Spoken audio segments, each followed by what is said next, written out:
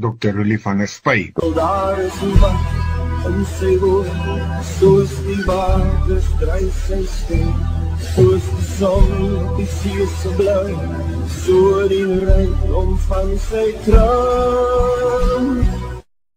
Goeiemôre. Ja, toe skyns voor Kersfees wil ek graag oor Kersfees praat of oor Hanukkah, of my tema dan vir die oggend is Hanukkah en of Kersfees. Liewe luisteraars, Willem en ander, ja, ek dink dit is nogal 'n belangrike tema om aan te spreek. Mag ons Kersfees vier?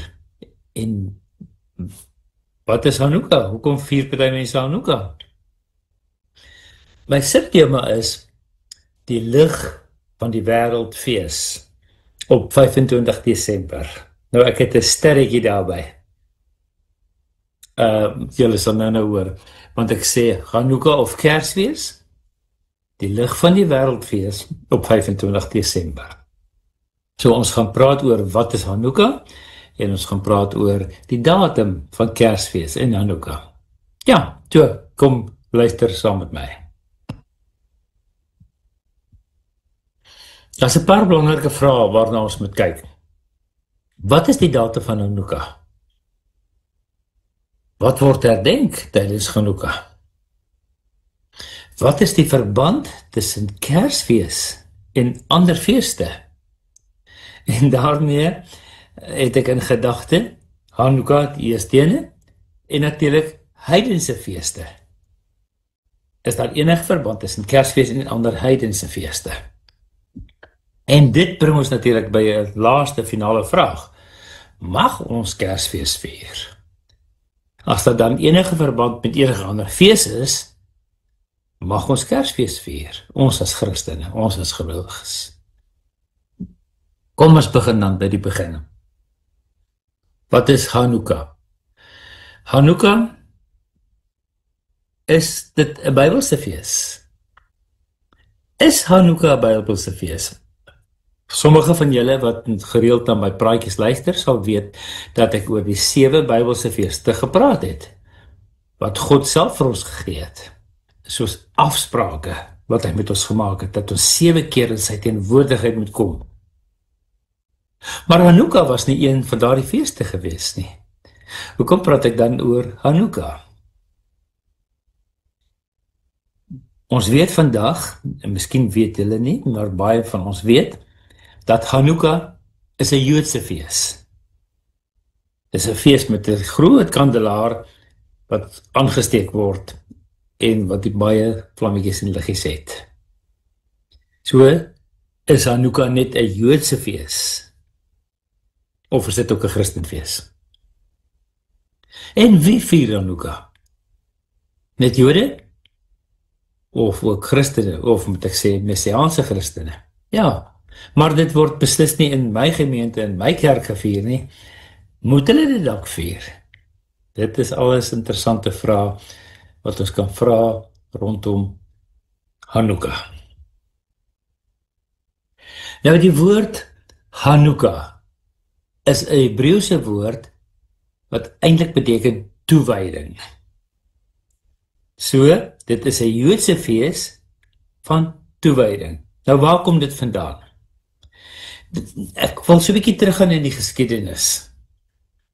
Ongeveer 170 jaar voor Christus het die Romeinse leier Antiochus Epiphanes die Jode gedwing om hulle geloof af te sweer. So hierdie Romeinse magte het Israel ingeneem en hulle wou nie dat Jode hulle geloof beoefen nie. Hulle het self so ver gegaan om 'n vark in die tempel te offer. En hulle het gesê dis aan Zeus geoffer in die heilige tempel waar daar vir die heilige God, die ewige God, geoffer word. En hulle het gesê die Jode moet dit doen, anders dan word hulle doodgemaak. Maar in 'n paar jaar later, in 167 voor Christus, het daar een Joodse familie, die familie van die hoofpriester Mattathias, opgestaan teen hierdie Romeinse magte. En na 'n paar jaar het hulle die Romeine oorwin.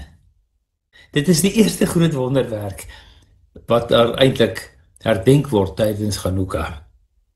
En wat het hulle toe nou gedoen?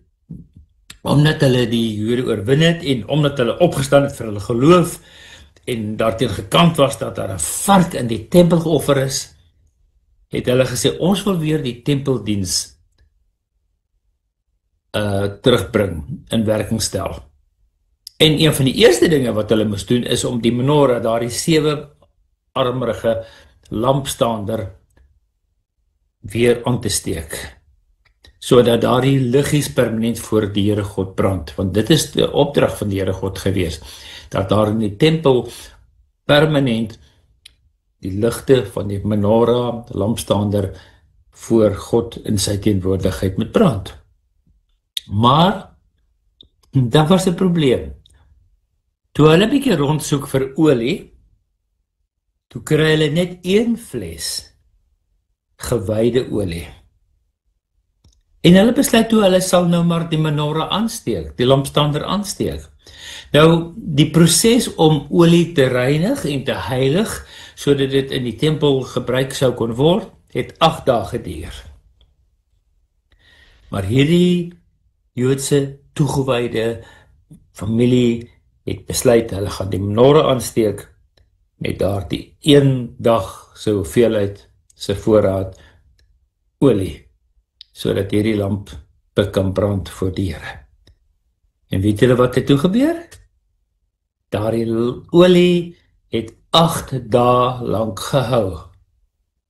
En op die 8ste dag was daar weer nuwe gewyde olie. Interessant. En dit is die ander wonderwerk wat dan gevier word tydens Chanukka. Julle sal ook sien, die normale lampstaander het 7 arms, 1 in die middel en 3 in die kant. Maar die lampstaander van Chanukka het 8 armpies met 1 in die middel. En die 1 in die middel word dan die servant candle genoem, die dienskers, waarmee al die ander aangesteek word. So die 1 steek 8 ander aan. En dit vier dan die 8 dae van Chanukka. Nou op hierdie huidige oomblik wat ek praat, is eintlik die tyd waarop Chanukka deur die Jode in hierdie jaar gevier word. Nou ons sal later 'n bietjie oor die datum praat. Die laaste ding wat ek wil net sê, onthou net, as dit dan ongeveer 170 jaar voor Christus gebeur het, dan beteken dit, dis nadat die Ou Testament klaar gemaak is, voordat die Nuwe Testament begin het, en daardie middeltydperk het hierdie gebeurtenis plaasgevind. En het hierdie Joodse familie dan opgestaan, die Romeinse leier Antiochus Epiphanes, en weer die tempeldiens in orde gebring, en die tempel dan weer heringewy. So, dit het op die ou end 'n fees geword van inwyding, van toewyding, van die herinwyding van die tempel, vir die Here, tot diens van die Here, tot eer van die Here. Nou, as ons dan nou so hoor, dat hierdie fees dan nou gaan oor die Joodse geskiedenis, en die Joodse dinge, en hulle weer die olie wil gereed hê, gewyde olie wil gereed hê, sodat die kandelaar voor die Here God kan brand in die tempel. Wat het Chanukka met Christene te doen? Wat het die fees van Chanukka met ons as Christene te doen? Ja, ek het net nou gesê, die woord Chanukka beteken toewyding. En dit is belangrik, wat ons lees van 'n toewydingsfees in die Bybel. So lees mens van die Chanukka fees in die Bybel, nie met hierdie spesifieke woorde nie, maar in die vertaalde vorm. Want hierdie woord Chanukka is letterlik die vertaling. Dit is die oorspronklike woord, en die vertaling daarvan is toewyding. In Johannes 10, vers 22 word daar gepraat van die fees van die toewyding. So, ek wil graag hê, jy moet saam met my blaai na Johannes 10 vers 22. Want dit is die enigste plek in die hele Bybel, Ou en Nuwe Testament, natuurlik is na die Ou Testament, dit moet dan net in die Nuwe Testament is 'n moontlikheid, word daar verwys na Hanukkah, of die fees van die tempelwyding. Nou in die Nuwe Testament, julle weet mos, die Ou Testament is in Hebreëus geskryf, Nuwe Testament is in Grieks geskryf. Die Jode het Hebreëus Aramees gepraat, en dan later is dan Grieks gebruik as 'n algemene taal. So die Nuwe Testament is in Grieks geskryf. En die Griekse woord vir toewyding is ekkainia. So dit word letterlik genoem die fees van die ekkainia.